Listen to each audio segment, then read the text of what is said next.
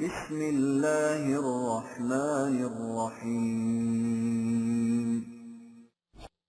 سبحان الذي أسرى بعبده ليلا من المسجد الحرام إلى المسجد الأقصى الذي باركنا حوله لنريه من آياتنا إنه هو السميع البصير۔ مخالفین کی جن ریشہ دوانیوں کی طرف پیچھے اشارہ کیا گیا ہے ان میں آخری اسکیم یہ تھی کہ رسول کو چپکے سے قتل کر دیا جائے، لیکن خدا کی اسکیمیں اتنی بلند و برتر ہیں کہ وہ ان کے قیاس و گمان میں بھی نہیں آ سکتی۔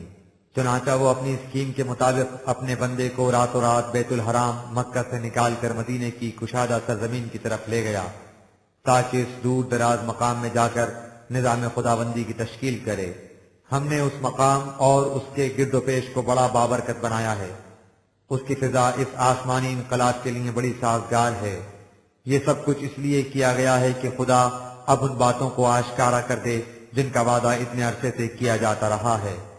یقیناً وہ سب کچھ دیکھنے سننے والا ہے، اس لیے اس کا ہر فیصلہ علم و حکمت پر مبنی ہوتا ہے۔ وآتينا موسى الكتاب وجعلناه هدى لبني إسرائيل ألا تتخذوا من دوني وكيلا۔ آسمانی دعوت انقلاب کے سلسلے میں ہجرت کوئی نئی چیز نہیں، ایسا واقعہ قریب قریب ہر رسول کو پیش آیا ہے، اور موسیٰ کا اپنی قوم کو لے کر مصر سے نکل جانا تو ایسا مشہور واقعہ ہے جس کی تفاصیل تک کا سب کو علم ہے۔ اسی نوعیت کی یہ ہجرت بھی ہے۔ ہم نے موسیٰ کو بھی اسی طرح ضابطۂ ہدایت عطا کیا تھا اور اسے بنی اسرائیل کے لیے قندیل راہ بنایا تھا، اور ان سے کہہ دیا تھا کہ اس ضابطے کے علاوہ اور کسی کو اپنا کارساز نہ سمجھیں اور اس پر پورا پورا بھروسہ رکھیں۔ ذُرِّيَّةَ مَنْ حَمَلْنَا مَعَ نُوحٍ إِنَّهُ كَانَ عَبْدًا شَكُورًا۔ اس بات پر یقین پیدا کرانے کے لیے کہ خدا کی تدابیر امن اور حفاظت کی ضامن ہوتی ہیں، ہم نے ان سے کہا تھا کہ تم ان لوگوں کی نسل میں سے ہو جنہیں ہم نے نوح کے ساتھ کشتی میں سوار کرا کر طوفان سے نجات دلائی تھی۔ نوح ہمارا بڑا سپاس گزار بندہ تھا، اس لیے اگر تم بھی اسی طرح سپاس گزاری اختیار کرو گے تو تمہیں بھی قوم فرعون کے عذاب سے نجات مل جائے گی۔ ہجرت سے یہی مقصود تھا۔ وَقَضَيْنَا إِلَى بَنِي إِسْرَائِيلَ فِي الْكِتَابِ لَتُفْسِدُنَّ فِي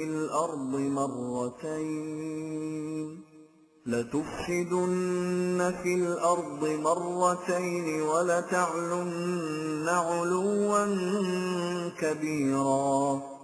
اس کے ساتھ ہی ہم نے بنی اسرائیل کو تو رات میں یہ بھی بتا دیا تھا کہ تم فرعون کے عذاب سے نجات حاصل کرنے کے بعد قوانین خداوندی کی خلاف ورزی کرو گے اور ملک میں 2 مرتبہ بڑی تباہی مچاؤ گے اور شدید سرکشی اختیار کرو گے۔ اس کا نتیجہ خود تمہارے لیے تباہی اور بربادی ہوگا۔ فَإِذَا جَاءَ وَعْدُ أُولَاهُمَا بَعَثْنَا عَلَيْكُمْ عِبَادًا لَنَا أُولِي بَأْسٍ شَدِيدٍ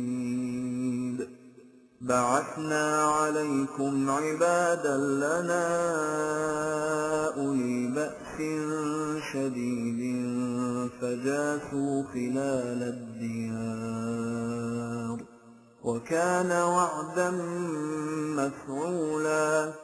چنانچہ جب ان 2 مواقع میں سے بخت نصر کے حملے کے وقت پہلا موقع آیا تو اے بنی اسرائیل، ہم نے تمہارے خلاف ایسے لوگ اٹھا کھڑا کیے جو بڑے طاقتور اور سخت گیر تھے۔ وہ تمہاری بستیوں کے اندر جا گھسے اور انہوں نے تمہیں ڈھونڈ ڈھونڈ کر پکڑا، اور خدا کے قانون مکافات نے جو کچھ کہا تھا وہ یوں پورا ہو کر رہا۔ ثم رددنا لكم الكرة عليهم وأمددناكم بأموال وبنين وجعلناكم أكثر نفيرا۔ تم نے اس سے عبرت پکڑی تو ہم نے حالات کو اس طرح پلٹا دیا کہ فضا تمہارے لیے سازگار اور تمہارے دشمنوں کے خلاف ہو گئی۔ ذوالقرنین نے باولیوں کو شکست دی اور تمہیں پھر سے تمہارے ملک میں آباد کرایا۔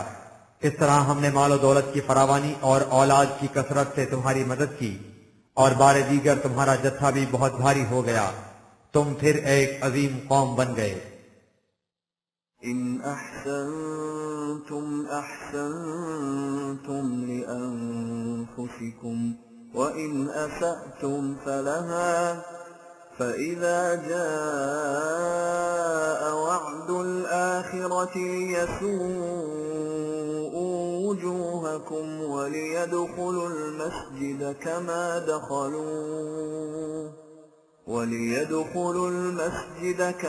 دخلوه أول مرة وليتبروا ما علوا تتبيرا۔ اس طرح تم نے دیکھ لیا کہ جب تم نے قوانین خداوندی کے مطابق حسن کارانہ انداز سے زندگی بسر کی تو تمہاری حالت کس قدر خوشگوار ہو گئی، اور جب تم نے اس کے خلاف ناہمواریوں کی راہ اختیار کر لی تو اس کا وبال بھی تمہارے اپنے ہی اوپر پڑا۔ یہ ہے ہمارا قانون مکافات عمل۔ پھر جب دوسرا موقع آیا تو ہم نے ٹائٹس کی زیر سرکردگی رومیوں کو تمہارے خلاف اٹھا کھڑا کیا تاکہ وہ تمہیں ذلیل و خوار کریں، اور ہیکل میں اس طرح جا گھسیں جس طرح پہلی مرتبہ بابلی وہاں جا گھسے تھے، اور جو کچھ ان کے قابو آئے اسے تہس نہس کر کے رکھ دیں۔ عسى ربكم أن يرحمكم وإن عدتم عدنا وجعلنا جهنم للكافرين حصيرا۔ تمہاری وہ ذلت کی زندگی اس وقت تک چلی آ رہی ہے، لیکن اگر تم اب بھی باز آ جاؤ اور ہمارے رسول کی معیت میں جو اب تمہارے پاس مدینے میں آ گیا ہے سیدھی راہ اختیار کر لو تو تمہارا نشوونما دینے والا تمہیں پھر سامان نشوونما عطا کر دے گا۔ لیکن اگر تم نے اس کے ساتھ بھی وہی کچھ کیا جو کچھ تم نے اپنے انبیاء کے ساتھ کیا کرتے تھے تو پھر تمہیں ویسی ہی سزا ملے گی جیسی پہلے 2 بار مل چکی ہے۔ تم دیکھ چکے ہو کہ ہم نے کس طرح جہنم کو ان لوگوں کے لیے جو صحیح روش پر چلنے سے انکار کرتے ہیں روک کا مقام بنا رکھا ہے، یعنی ان کی آگے بڑھنے کی صلاحیتیں ختم ہو جاتی ہیں اور وہ وہیں کے وہیں رکے رہ جاتے ہیں۔ یہی قوموں کی تباہی ہے۔ إن هذا القرآن يهدي للتي هي أقوم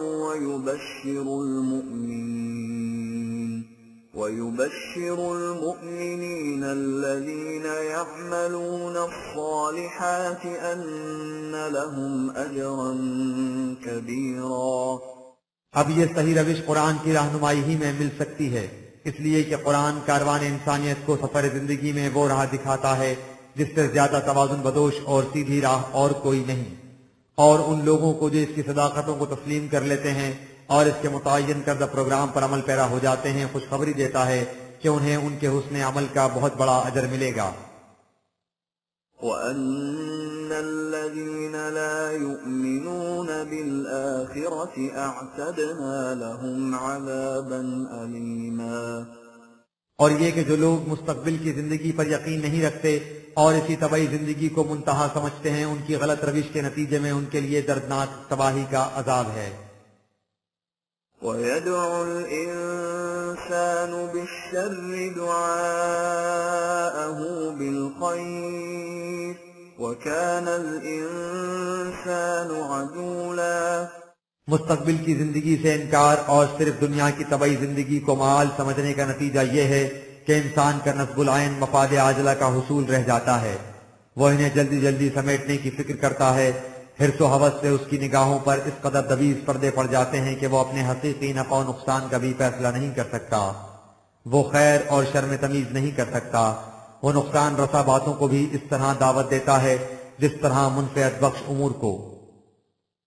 وَجَعَلْنَا اللَّيْلَ وَالنَّهَارَ آيَتَيْنِ فَمَحَوْنَا آيَةَ اللَّيْلِ وَجَعَلْنَا آيَةَ النَّهَارِ مُبْصِرَةً لِتَبْتَغُوا فَضْلًا مِّن رَّبِّكُمْ وَلِتَعْلَمُوا عَدَدَ السِّنِينَ وَالْحِسَابَ وَكُلَّ شَيْءٍ فَصَّلْنَاهُ تَفْصِيلًا۔ یہ بات وہی خداوندی بتاتی ہے کہ خیر اور شر کسے کہتے ہیں، ان کا باہمی تعلق کیا ہے اور ان کی کشمکش میں خیر نفع رسانی کی تعمیری قوتیں کس طرح شر کی تقریبی قوتوں پر غالب آتی ہیں۔ مثال کے طور پر دن اور رات کو دیکھو، یہ بظاہر ایک دوسرے کی ضد نظر آتے ہیں، لیکن در حقیقت ایک ہی نظام کے دو پہلو ہیں۔ رات کی تاریکی زمین کی گردش سے مٹ جاتی ہے تو دن اپنی تابانیوں کے ساتھ نمودار ہو جاتا ہے، تاکہ تم اپنے نشو نما دینے والے کے قانون کے مطابق تلاش معاش کر سکو، نیز تم دن اور رات کے اختلاف سے برسوں کی گنتی کر سکو اور اس سے ہر طرح کا حساب رکھ سکو۔ اس طرح ہم نے کائنات میں ہر شے کو ایک دوسرے سے الگ الگ رکھ چھوڑا ہے، لیکن اس کے باوجود وہ ایک عظیم مشینری کے کل پرزے ہونے کی بنا پر باہم دیگر پیوست بھی ہیں۔ وَكُلَّ إِنسَانٍ أَلْزَمْنَاهُ طَائِرَهُ فِي عُنُقِهِ وَنُخْرِجُ لَهُ يَوْمَ الْقِيَامَةِ كِتَابًا يَلْقَاهُ مَنشُورًا۔ خیر و شر کی کشمکش خود انسانی زندگی میں بھی سرگرم عمل رہتی ہے، اور اس سے ہر فرد کا اعمال نامہ مرتب ہو کر اس کی گردن میں لٹکا رہتا ہے، جس کے نتائج بدلنے پر اسے کوئی اختیار نہیں ہوتا جب تک ان نتائج کے ظہور کا وقت نہیں آتا۔ وہ اعمال نامہ گویا لپٹا رہتا ہے، جب نتائج کے ظاہر ہونے کا وقت آ جاتا ہے تو وہی لپٹا ہوا اعمال نامہ ایک کھلی کتاب کی شکل میں سامنے آ جاتا ہے۔ اقرأ كتابك كفى بنفسك اليوم عليك حسيبا۔ اور انسان سے کہا جاتا ہے کہ لو اپنا نامہ اعمال خود پڑھ لو، تمہارا حساب کرنے کے لیے باہر سے کسی محاسب کے بلانے کی ضرورت نہیں، خود تمہاری اپنی ذات تمہارے خلاف محاسبہ کرنے کے لیے کافی ہے۔ من اهتدى فإنما يهتدي لنفسه ومن ضل فإنما يضل عليها ولا تزر وازرة وزر أخرى وما كنا معذبين حتى نبعث رسولا۔ یہ اعمال نامے کیا ہیں؟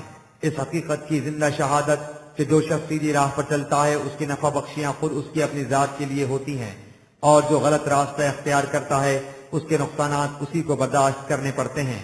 یہاں کوئی بوجھ اٹھانے والا کسی دوسرے کا بوجھ نہیں اٹھاتا، اس کے لیے ضروری ہے کہ غلط اور صحیح راستہ انسان کے سامنے واضح طور پر رکھ دیا جائے۔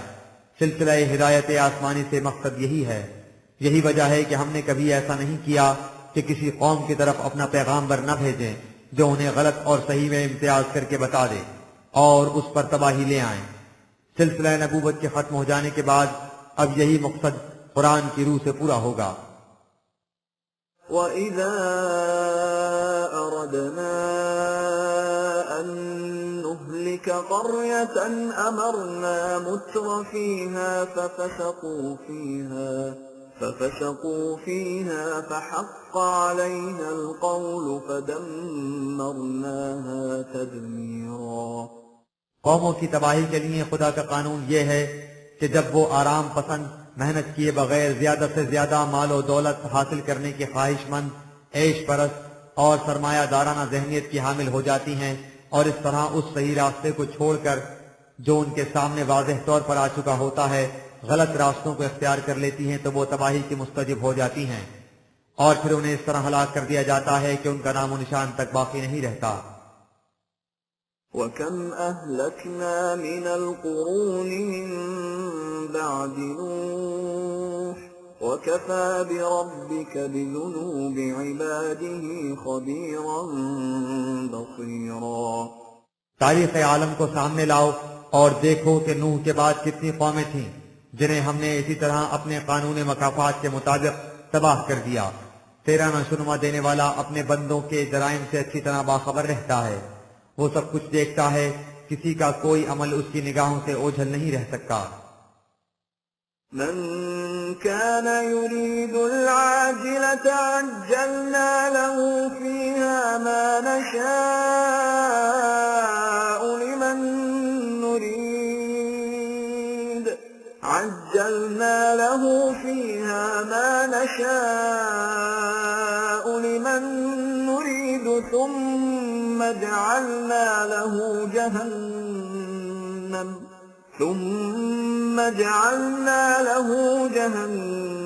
جهنم يصلاها مذموما مدحورا۔ اس سے تمہارے دل میں یہ سوال پیدا ہوگا کہ جب خدا کا قانون مکافات اس قدر محکم گیر ہے تو پھر وہ قومیں جو نہ مستقل اقدار کو تسلیم کرتی ہیں اور نہ ہی مستقبل کی زندگی پر ایمان رکھتی ہیں، وہ مادی ترقی کس طرح کرتی جاتی ہیں؟ اس کی وجہ یہ ہے کہ ہمارا قانون یہ ہے کہ جو کوئی اس دنیا میں طبعی مفاد عاجلہ چاہتا ہے اور اس کے لیے طبعی قوانین کے مطابق کوشش کرتا ہے، ہم اسے اپنے قانون مشیت کے مطابق، جسے ہم نے اپنے اختیار و ارادہ سے ایسا بنایا ہے، مادی مفاد دیتے تھے ہیں۔ جو کسان ہمارے قوانین طبعی کے مطابق محنت کر کے فصل بوتا ہے، اسے اس کی محنت کا پھل مل جاتا ہے۔ اس میں کافر و مومن کی کوئی تمیز نہیں ہوتی، لیکن اس کے بعد مستقبل کی زندگی میں اس قوم کے لیے تباہی کا جہنم ہوتا ہے جس میں وہ بدحال اور دھتکاری ہوئی داخل ہو جاتی ہے۔ ومن أراد الآخرة وسعى لها سعيها وهو مؤمن فأولئك كان سعيهم مشكورا۔ اس کے برعکس جو قوم مفاد عاجلہ کے ساتھ ساتھ مستقبل کی خوشگواریاں بھی چاہتی ہے اور اس کے لیے ایسی کوششیں کرتی ہے جیسا کوشش کرنے کا حق ہے اور مستقل اقدار پر یقین کامل رکھتی ہے، تو یہ لوگ ہیں جن کی کوششیں حال اور مستقبل دونوں میں بھرپور نتائج کی حامل ہوتی ہیں۔ كلا نمد هؤلاء وهؤلاء من عطاء ربك وما كان عطاء ربك محظورا۔ ہم اس طرح دونوں گروہوں کو، یعنی صرف مفاد عاجلہ طلب کرنے والوں اور مفاد عاجلہ کے ساتھ مستقبل کی خوشگواریاں چاہنے والوں کو، اپنے طبعی قوانین کے روح سے ان کی کوششوں کے مطابق آگے بڑھاتے چلے جاتے ہیں، اور تیرے نشرما دینے والے کا عطا فرمودہ سامان رزق ان سب کے لیے یکساں طور پر کھلا رہتا ہے۔ اس کے راستے میں کسی کے لیے بند نہیں لگائے جاتے۔ جو چیز قانون طبعی کے مطابق حاصل ہوتی ہے وہ ہر اس شخص کو حاصل ہو سکتی ہے جو اس قانون کے مطابق اس کے حصول کے لیے کوشش کرتا ہے۔ زندگی کی اس دوڑ میں کافر و مومن دونوں کے لیے یکساں طور پر میدان کھلا رہتا ہے۔ یہ نہیں ہوتا کہ کافر کو اس کی کوشش کے باوجود پکڑ کر پیچھے دھکیل دیا جائے اور مومن کو خواہ وہ کوشش نہ ہی کرے آگے بڑھا دیا جائے۔ انظر كيف فضلنا بعضهم على بعض وللآخرة أكبر درجات وأكبر تفضيلا۔ یہی وہ اٹل قانون ہے جس کی روح سے تم دیکھتے ہو کہ حصول معاش میں کس طرح ایک قوم اپنی صحیح عمل کے مطابق دوسری قوم پر فوقیت حاصل کر لیتی ہے۔ ان میں جہاں جا کر فرق پڑتا ہے وہ مستقبل کی خوشگواریاں ہیں، یعنی اس دنیا میں بھی انجام کار کون سا نظام زندگی خوشگوار نتائج کا حامل ہوتا ہے، اور اس سے بعد کی زندگی میں بھی کون آگے بڑھتا ہے۔ اس کے لیے قانون طبعی سے الگ ایک اور قانون مقرر ہے جو وحی کے ذریعے ملتا ہے۔ جس قوم کو یوں مستقبل کی خوشگواریاں حاصل ہو جائیں اسی کے درجات بلند ہیں اور اسی کو دوسروں پر فوقیت حاصل ہے۔ درجات کی بلندی اور فوقیت کا معیار یہ ہے کہ اس قوم کا حال بھی خوشگوار ہو اور مستقبل بھی درخشندہ۔ لا تجعل مع الله إلها آخر فتقعد مذموما مخذولا۔ اس کے لیے ضروری ہے کہ تم صرف ایک خدا کے اقتدار و قانون کو تسلیم کرو، اس کے ساتھ کسی اور کے اقتدار کو شامل نہ کرو۔ یہ نہ کرو کہ طبعی زندگی میں تو قوانین خداوندی، قوانین فطرت کے مطابق چلو اور تمدنی زندگی کو اپنے خود ساختہ قوانین کے تابع رکھو، نہ ہی یہ کہ قوانین خداوندی کو صرف اخلاقیات تک محدود رکھو اور طبعی زندگی کے قوانین کو نظر انداز کر کے عمل رہبانیت اختیار کر لو۔ ان دونوں صورتوں میں نتیجہ یہ ہوگا کہ تم مصاف زندگی میں دھتکارے ہوئے انسانوں کی طرح ذلت و خواری کے ساتھ دوسرے سے پیچھے رہ جاؤ گے۔ وَقَضَى رَبُّكَ أَلَّا تَعْبُدُوا إِلَّا إِيَّاهُ وَبِالْوَالِدَيْنِ إِحْسَانًا إِمَّا يَبْلُغَنَّ عِندَكَ الْكِبَرَ أَحَدُهُمَا أَوْ كِلَاهُمَا فَلَا تقل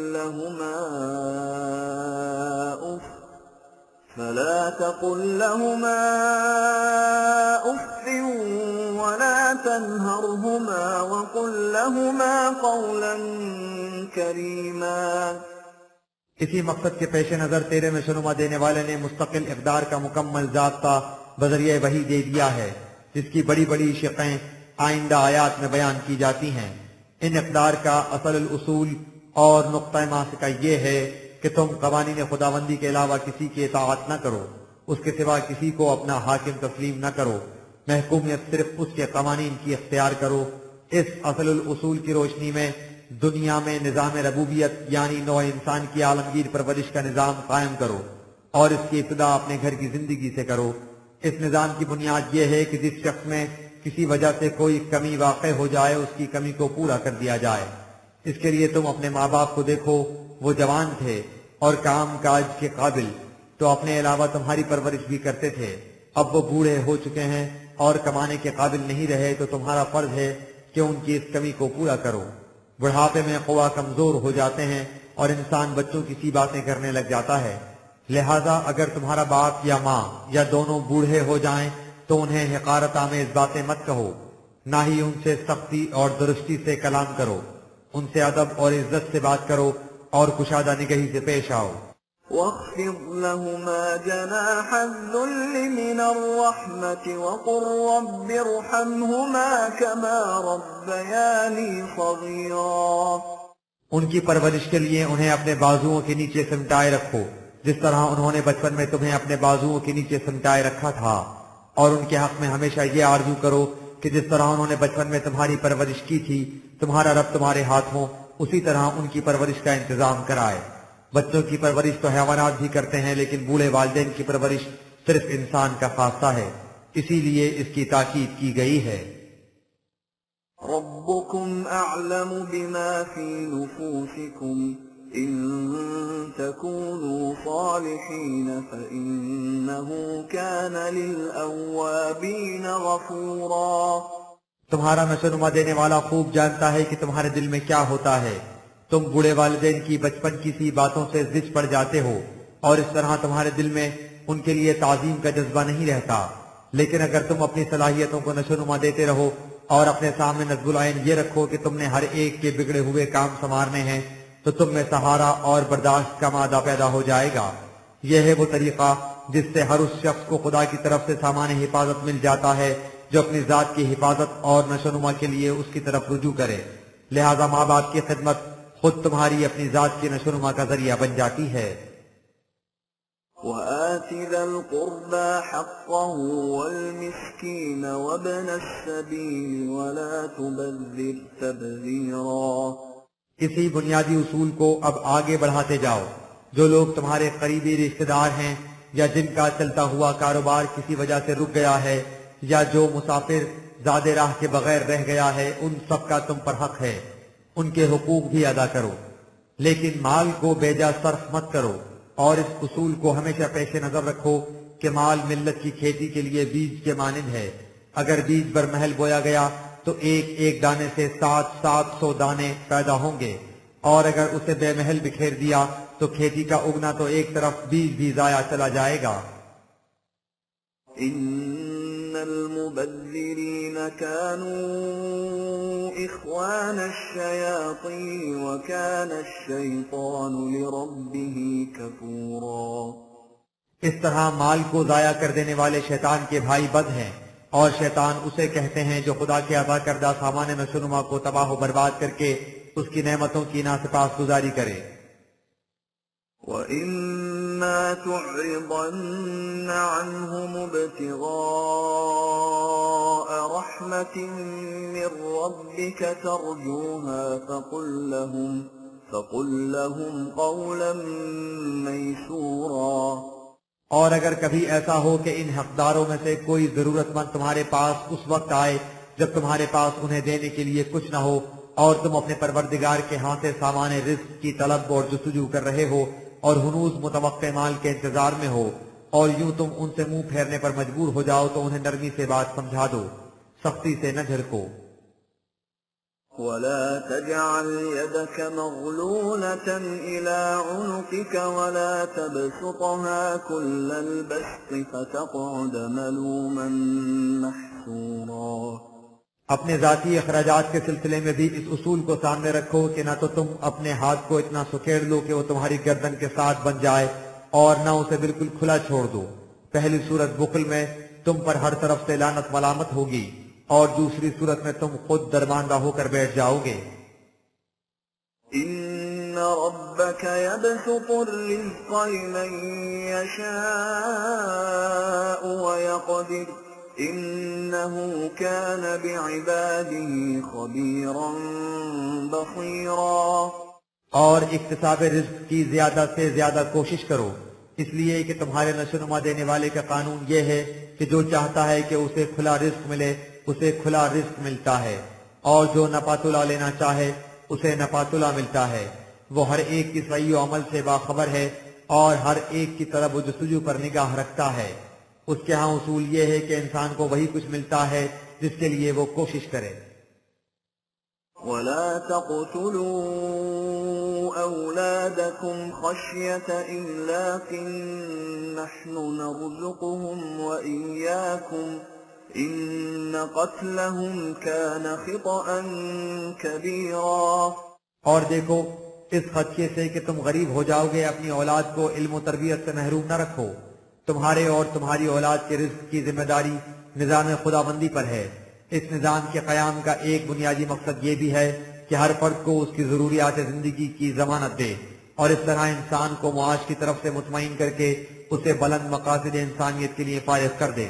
یاد رکھو اولاد کو علم و تربیت سے محروم رکھنا بہت بڑی غلطی ہے اور اسے مار ڈالنا اتنا بڑا جرم جس کا تصور بھی نہیں کیا جا سکتا۔ ولا تقربوا الزنا إنه كان فاحشة وساء سبيلا۔ اور زنا کے پاس تک بھی نہ پھٹکو، اس کے مبادیات تک سے بھی بچو۔ یاد رکھو یہ ایسی حدود شکنی ہے جس سے معاشرے میں فحاشی پھیل جاتی ہے اور چاروں طرف سے برائیوں کے راستے کھل جاتے ہیں۔ ولا تقتلوا النفس التي حرم الله إلا بالحق ومن قتل مظلوما فقد جعلنا لوليه سلطانا فلا يسرف في القتل إنه كان منصورا۔ تحفظ عصمت کے بعد تحفظ جان کی طرف آؤ۔ اس کے لیے یہ بنیادی اصول یاد رکھو کہ جس جان کا مارنا اللہ نے حرام قرار دیا ہے اسے واجب الاحترام قرار دیا ہے، یعنی بے گناہ کا قتل، اسے قتل مت کرو بجز اس کے کہ ایسا کرنا قانون عدل کا تقاضا ہو۔ جو شخص ظلم سے ناحق مارا جائے تو قاتل یہ نہ سمجھ لے کہ مقتول کے وارثوں کا کوئی حمایتی اور مددگار نہیں، اس لیے کون مجھ سے باز پرس کر سکتا ہے۔ مقتول کے وارثوں کے لیے ہم نے نظام خداوندی اسلامی معاشرے کو صاحب غلبہ و اختیار بنایا ہے، اس لیے یہ نظام خود مقتول کے وارثوں کا پشت پناہ بنے گا، لیکن معاشرے کے لیے بھی یہ ضروری ہے کہ وہ جرم کی سزا قانون کی حدود کے اندر رہتے ہوئے دے، ان سے تجاوز نہ کرے۔ ولا تقربوا مال اليتيم إلا بالتي هي أحسن حتى يبلغ أشده وأوفوا بالعهد إن العهد كان مسؤولا۔ جان اور عصمت کے تحفظ کے بعد مال کی حفاظت کا سوال سامنے آتا ہے۔ اس کے لیے یہ اصول پیش نظر رکھو کہ جو شخص معاشرے میں تنہا اور کمزور رہ جائے، جو یتیم ہو جائے، اس کے مال کے قریب تک بھی نہ جاؤ بجز اس صورت کے جو اس کے انتظام کے لیے ضروری ہو۔ جب یتیم جوان ہو جائیں اور ان میں عقل و فکر کی پختگی آ جائے تو ان کی امانت ان کے حوالے کر دو۔ اگلا اصول یہ ہے کہ اپنا عہد ہمیشہ پورا کرو۔ یاد رکھو ایفائے عہد کے بارے میں تم سے ضرور باز پرس ہوگی۔ وَأَوْفُوا الْكَيْلَ إِذَا كِلْتُمْ وَزِنُوا بِالْقِسْطَاسِ الْمُسْتَقِيمِ ذَلِكَ خَيْرٌ وَأَحْسَنُ تَأْوِيلًا۔ اور جب تم کسی چیز کو ماپو تو ماپ کو پورا کرو، اور جب تولو تو ہمیشہ درست ترازو سے تولو۔ ڈنڈی مار لینے سے تھوڑا سا بیجا فائدہ تو ضرور ہوتا ہے، لیکن یاد رکھو صحیح منفعت ماپ تول کے پورا رکھنے ہی سے ہوتی ہے، اور لین دین کی یہی شکل ہے جو معالے کار معاشرے کے توازن کو قائم رکھ سکتی ہے۔ ماپ تول کے پورا رکھنے سے مراد یہ ہے کہ اپنا معاشی نظام عدل و مساوات کے اصولوں پر استوار کرو، نہ کسی سے واجب سے زیادہ لو، نہ کسی کو اس کی محنت سے کم دو۔ ولا تقف ما ليس لك به علم إن السمع والبصر والفؤاد كل أولئك كان عنه مسؤولا۔ اور یاد رکھو جس بات کا تمہیں ذاتی طور پر علم نہ ہو، جس کی خود تحقیق نہ کر لو، اس کے پیچھے مت لگو۔ ذاتی تحقیق کے معنی یہ ہیں کہ تم اپنی سماعت و بصارت، حواس کے ذریعے معلومات حاصل کرو اور پھر ان معلومات کی بنا پر اپنے ذہن سے فیصلہ کرو اور اس طرح صحیح نتیجے پر پہنچو۔ ان میں سے اگر ایک کڑی بھی گم ہو گئی تو تمہاری تحقیق ناقص رہ جائے گی۔ سوچو کہ اس باب میں تم پر کتنی بڑی ذمہ داری عائد ہوتی ہے، اس لیے کہ خدا نے تمہیں صاحب اختیار و ارادہ بنایا ہے، مجبور مشین نہیں بنایا، اور اس اختیار کے استعمال کے لیے ذرائع علم و تحقیق عطا کر دیے ہیں۔ ان سے کام نہ لینے والا اپنی ذمہ داری سے جی چراتا ہے۔ ولا تمش في الأرض مرحا إنك لن تخرق الأرض ولن تبلغ الجبال طولا۔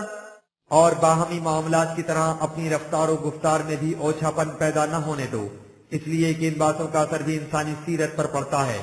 مثلا تم یوں اکڑ کر نہ چلو جس سے ایسا معلوم ہو گیا تم زمین میں شگاف کر دینا چاہتے ہو یا تن کر پہاڑوں کی لمبان تک پہنچ جانا چاہتے ہو۔ ایسا تو تم کر نہیں سکو گے، البتہ اسے تمہارا سفلاپن ظاہر ہو جائے گا۔ لہذا رفتار میں میانہ روی اختیار کرو۔ اکڑتا وہی ہے جو مفاد عامہ کے کام کیے بغیر بڑا بننے کی ناکام کوشش کرتا ہے۔ كل ذلك كان سيئه عند ربك مكروها۔ یہ تمام اخلاقی عیوب جن کا ذکر اوپر کیا گیا ہے قانون خداوندی کی روح سے بڑے ناپسندیدہ ہیں، ان کا تمہاری ذات پر بہت برا اثر پڑتا ہے۔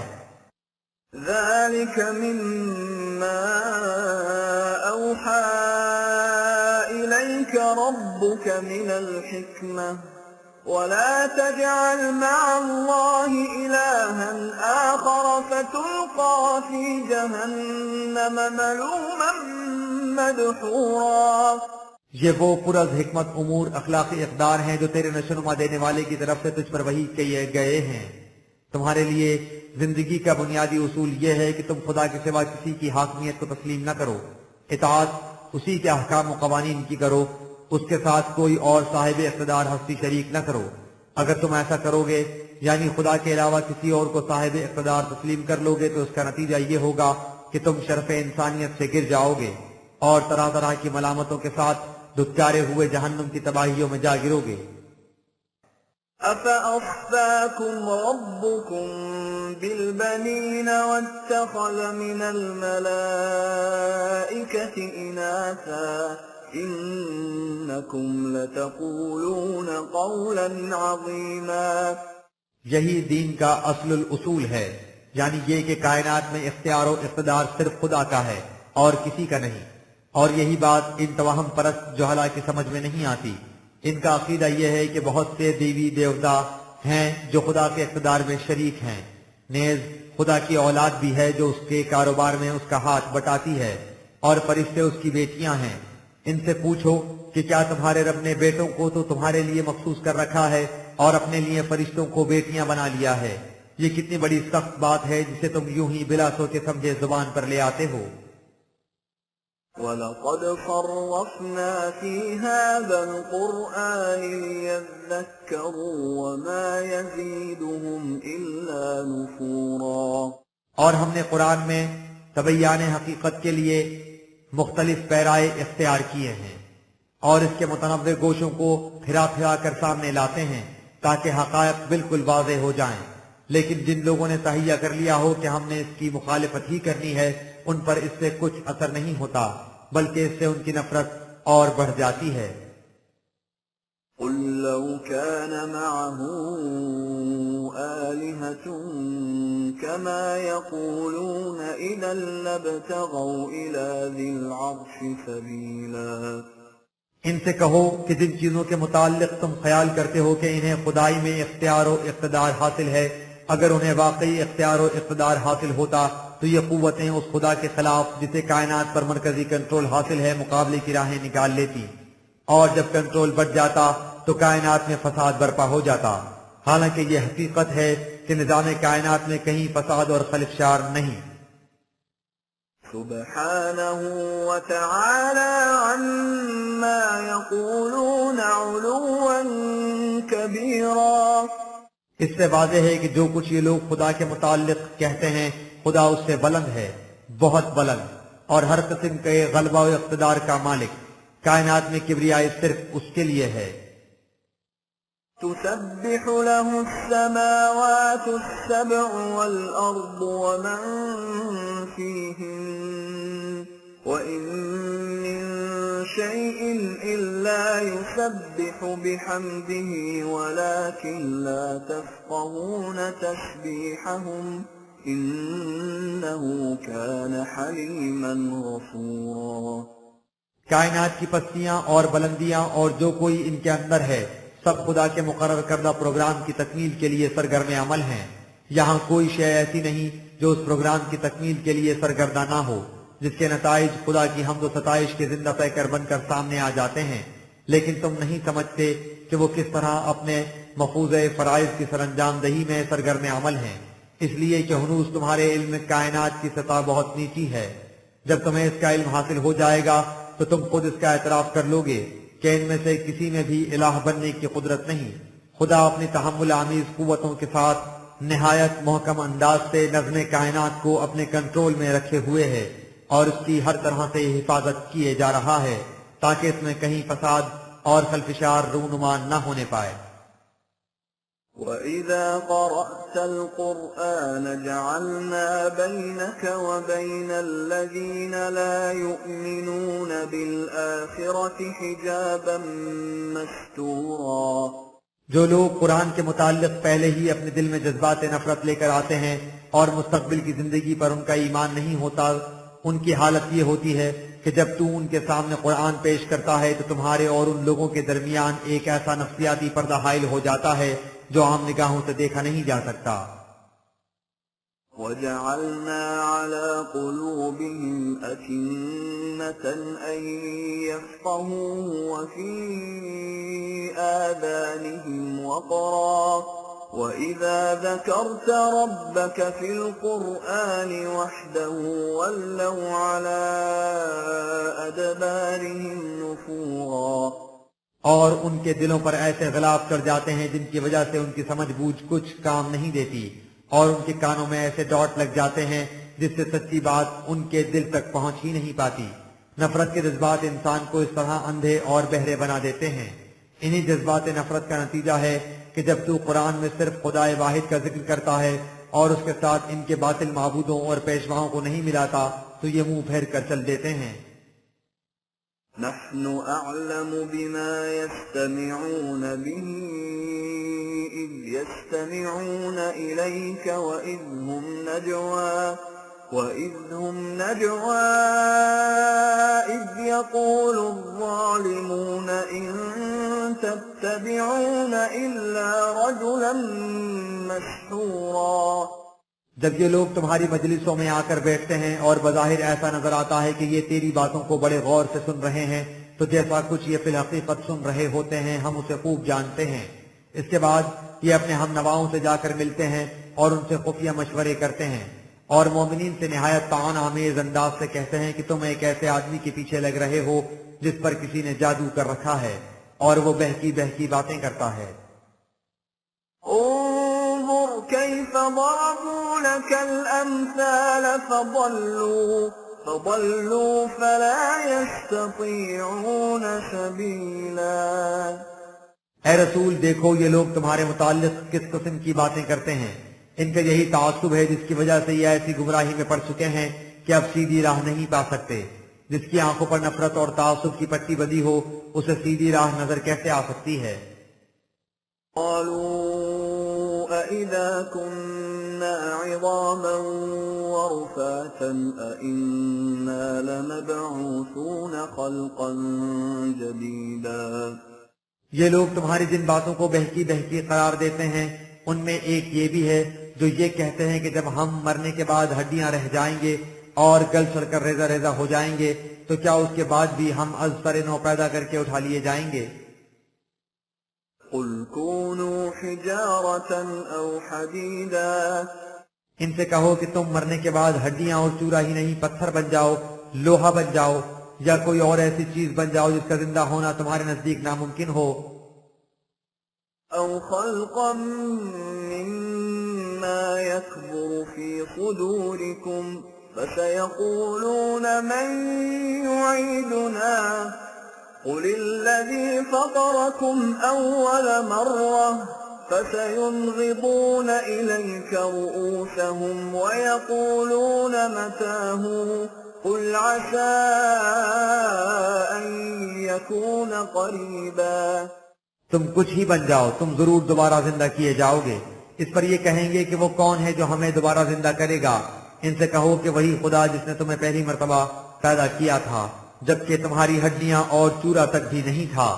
جس طرح مردوں کو نئی زندگی مل سکتی ہے، اسی طرح اس دنیا میں بھی ان جماعتوں کو حیات تازہ مل سکتی ہے جن کے متعلق تم سمجھتے ہو کہ ان کا دوبارہ اٹھنا ناممکنات میں سے ہے۔ یہ سن کر یہ لوگ تیرے سامنے سر مٹکانے لگ جائیں گے اور کہیں گے کہ ایسا کب ہوگا؟ ان سے کہو کہ عجب نہیں کہ اس کا وقت قریب ہی ہو۔ يوم يدعوكم فتستجيبون بحمده وتظنون إن لبثتم إلا قليلا۔ جس دن وہ تمہیں بلائے گا اور تم سرکشی اور مخالفت کے بجائے اس کی حمد و ستائش کے مجسمے بنے اس کی دعوت پر لبیک کہو گے، اور تمہیں خیال گزرے گا کہ جو وقت تم نے اس سے پہلے گزارا ہے وہ کچھ زیادہ نہیں تھا، بہت تھوڑا سا تھا۔ وَقُلْ لِعِبَادِي يَقُولُوا الَّتِي هِيَ أَحْسَنُ إِنَّ الشَّيْطَانَ يَنزَغُ بَيْنَهُمْ إِنَّ الشَّيْطَانَ كَانَ لِلْإِنسَانِ عَدُوًّا مُبِينًا۔ اے رسول، تم ان لوگوں سے جو میری اطاعت قبول کر چکے ہیں کہو کہ تم جو بات بھی کرو ایسی کرو جس میں حسن اور خوبصورتی ہو، جو نہایت متوازن اور ٹھیک ٹھیک ہو۔ خدا کی راہ سے بہکانے والی قوتیں ہمیشہ اس کوشش میں رہتی ہیں کہ تم میں بگاڑ اور فساد پیدا ہو جائے، سو تم ان سے محتاط رہنا۔ یہ تقریبی قوتیں انسان کی کھلی ہوئی دشمن ہیں، اگرچہ یہ سامنے بڑے ہمدردانہ لباس میں آتی ہیں۔ ربكم أعلم بكم إن يشأ يرحمكم أو إن يشأ يعذبكم وما أرسلناك عليهم وكيلا۔ تمہارا نشو نما دینے والا تمہارے تمام حالات سے باخبر ہے، اگر تم اس کے قوانین کے مطابق چلو گے تو وہ تمہاری بالیغی کا سامان مہیا کر دے گا، اگر ان کے خلاف جاؤ گے تو تم پر تباہی آ جائے گی۔ اے رسول، یہ سب کچھ سمجھا دینے کے بعد یہ بات ان پر چھوڑ دو کہ یہ اپنے لیے کون سا راستہ اختیار کرنا چاہتے ہیں۔ ہم نے تمہیں ان پر پاسبان بنا کر نہیں بھیجا کہ تو انہیں زبردستی صحیح راستے پر چلائے یا ان کی روش کی بابت تم سے باز پرس ہو۔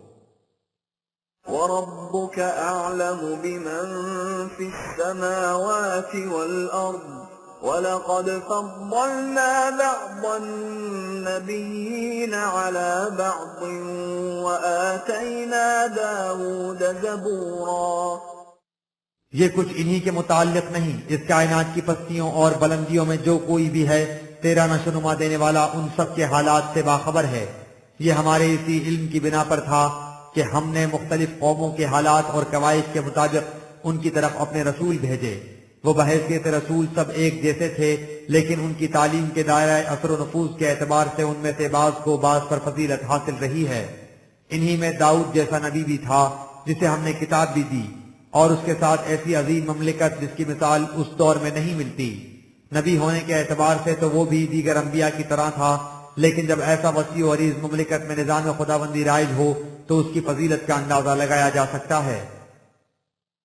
قُلِ ادْعُوا الَّذِينَ زَعَمْتُم مِّن دُونِهِ فَلَا يَمْلِكُونَ كَشْفَ الضُّرِّ عَنكُمْ وَلَا تَحْوِيلًا۔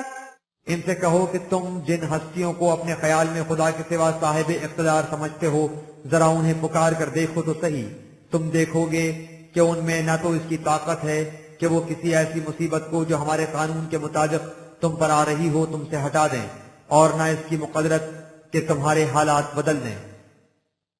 أولئك الذين يدعون يبتغون إلى ربهم الوسيلة الوسيلة أيهم أقرب ويرجون رحمته ويخافون عذابه إن عذاب ربك كان محذورا۔ جن ہستیوں کو یہ لوگ صاحب اقتدار سمجھ کر اپنی مدد کے لیے پکارتے ہیں، ان کی اپنی حالت یہ ہے کہ ان میں سے جنہیں یہ سب سے زیادہ مقرب خیال کرتے ہیں وہ بھی ہمیشہ اس طلب اور خواہش میں رہتے ہیں کہ انہیں خدا کے ہاں اچھا مرتبہ اور درجہ مل جائے۔ وہ اس کی طرف سے سامان نشوونما کے متوقع اور اس کے قوانین کی خلاف ورزی کے تباہ کن نتائج سے خائف رہتے ہیں۔ وہ جانتے ہیں کہ وہ تباہیاں ایسی ہیں جن سے بچنا نہایت ضروری ہے۔ وَإِن مِّن قَرْيَةٍ إِلَّا نَحْنُ مُهْلِكُوهَا قَبْلَ يَوْمِ الْقِيَامَةِ أَوْ مُعَذِّبُوهَا عَذَابًا شَدِيدًا كَانَ ذَلِكَ فِي الْكِتَابِ مَسْطُورًا۔ یہ لوگ اپنے غلط نظام زندگی پر نازاں ہیں اور سمجھتے ہیں کہ یہ بڑا مستحکم اور پائیدار ہے اور اسے کوئی تباہ نہیں کر سکتا۔ ان سے کہہ دو کہ غلط نظام کبھی پائیدار نہیں ہو سکتا۔ کوئی قوم ایسی نہیں کہ وہ غلط نظام کی حامل ہو اور وہ اسی دنیا میں تباہ یا سخت عذاب میں مبتلا نہ ہو جائے۔ یہ سب کچھ ہمارے قانون مکافات کے ضابطے میں درج ہے اور وہ قانون اٹل ہے۔ وَمَا مَنَعَنَا أَن نُرْسِلَ بِالْآيَاتِ إِلَّا أَن كَذَّبَ بِهَا الْأَوَّلُونَ وَآتَيْنَا ثَمُودَ النَّاقَةَ مُبْصِرَةً فَظَلَمُوا بِهَا وَمَا نُرْسِلُ بِالْآيَاتِ إِلَّا تَخْوِيفًا۔ ان لوگوں کا مطالبہ ہے کہ اگر ان پر تباہی آنے والی ہے تو اس کی کوئی محسوس نشانی ان کے سامنے آنی چاہیے۔ ان سے کہو کہ ہمارے لیے اس قسم کی نشانیاں بھیجنا کچھ مشکل نہیں۔ ہم اقوام سابقہ کی طرف ایسی نشانیاں بھیجا کرتے تھے جو ان کے لیے ظہور عذاب کی خبر بن جائیں۔ مثلا ہم نے قوم سمود کی طرف اونٹنی کو اسی قسم کی نشانی بنا کر بھیجا، یعنی ان سے کہہ دیا کہ اگر انہوں نے اس اونٹنی کو اس کی باری پر پانی نہ پینے دیا تو یہ اس امر کی نشانی ہوگا کہ وہ قانون خداوندی کی پاسداری نہیں کرنا چاہتے۔ بجائے اس کے کہ وہ اس سے ڈر جاتے اور اپنی روش میں تبدیلی کر لیتے، انہوں نے الٹا اسے مار ڈالا۔ اس قسم کی نشانیوں کے ساتھ جو کچھ اقوام سابقہ نے کیا وہی کچھ یہ لوگ کرتے، اس لیے انہیں اس سے کیا فائدہ ہوتا۔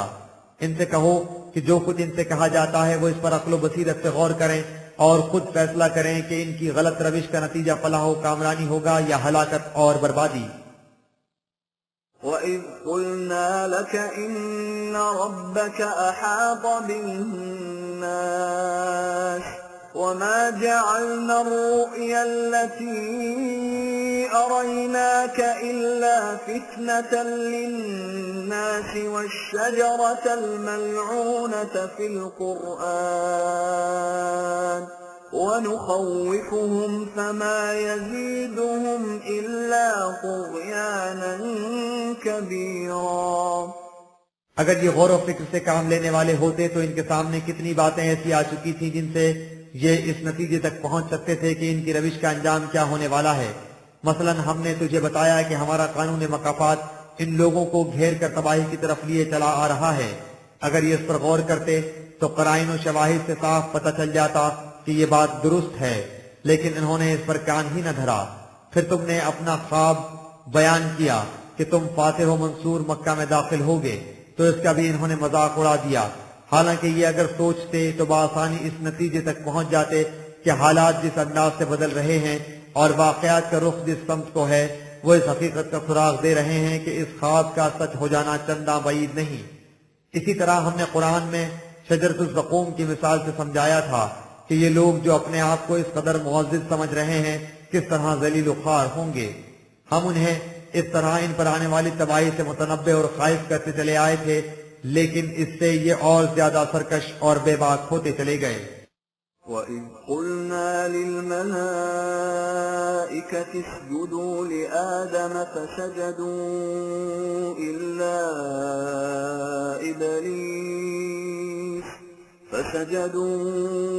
إِلَّا إبليس قال أأسجد لمن خلقت طينا ان کی یہ سرکشی اور بے باکی انہی مفاد پرستانہ جذبات کا نتیجہ تھی جو انسان کے ساتھ شروع سے لگے چلے آ رہے ہیں اور اس کے صحیح راستے کی طرف آنے میں حائل ہوتے ہیں۔ ان کا تفصیلی ذکر قصہ آدم کے تمثیلی انداز میں پہلے بھی کیا جا چکا ہے، لیکن یاد دہانی کے طور پر اسے پھر دہرایا جاتا ہے، اور اس کا آغاز اس موقع سے کیا جاتا ہے جب ہم نے کائناتی قوتوں سے کہا کہ تم آدم کے سامنے جھک جاؤ تو وہ اس کے سامنے جھک گئیں، لیکن ابلیس نے ایسا نہ کیا۔ اس نے کہا کہ کیا میں ایسے انسان کی اطاعت اختیار کر لوں جسے تو نے مٹی سے پیدا کیا ہے، یعنی جس میں مادی جاذبیتوں کی طرف میلان کا عنصر اس قدر غالب ہے۔ قال أرأيتك هذا الذي كرمت علي لئن أخرتني إلى يوم القيامة لأحتنكن ذريته إلا قليلا۔ اس پر جب ابلیس سے کہا گیا کہ تو سعادتوں سے محروم رہ جائے گا تو اس نے کہا کہ اگر تیرا یہی فیصلہ ہے کہ اس حقیر سی مخلوق کو مجھ پر فضیلت دی جائے تو مجھے یوم القیامت تک مہلت دے، پھر دیکھ کہ میں اس کی نسل کے ساتھ بجز معدود چند کیا کرتا ہوں، میں کس طرح ان کی تھوتنی کو رسی سے باندھ کر جدھر چاہے لیے پھرتا ہوں۔ قال اذهب فمن تبعك منهم فإن جهنم جزاؤكم جزاء موفورا۔ اس پر خدا نے کہا کہ جاؤ، ان میں سے جو کوئی تیرے پیچھے چلے گا تو تم سب کی قشت حیات جھلس کر رہ جائے گی، اور یہی تمہارے اعمال کا ٹھیک بدلہ ہے۔ واستفزز من استطعت منهم بصوتك وأجلب عليهم بخيلك ورجلك وشاركهم في الأموال والأولاد وعدهم وما يعدهم الشيطان إلا غرورا۔ ہم جانتے ہیں کہ تم انہیں صحیح راستے سے بہکانے کے لیے کیا کیا حربے استعمال کرو گے، ان میں سے بعض کو تو تم خالی پروپیگنڈے کے زور سے گڑبڑا کر ان کے مقام سے ہٹا دو گے، جو اس طرح خائف نہ ہوں گے تم ان پر اپنے بڑے لشکر لے کر دوڑو گے، ایسے لشکر جن میں سوار اور پیادے سب شامل ہوں گے۔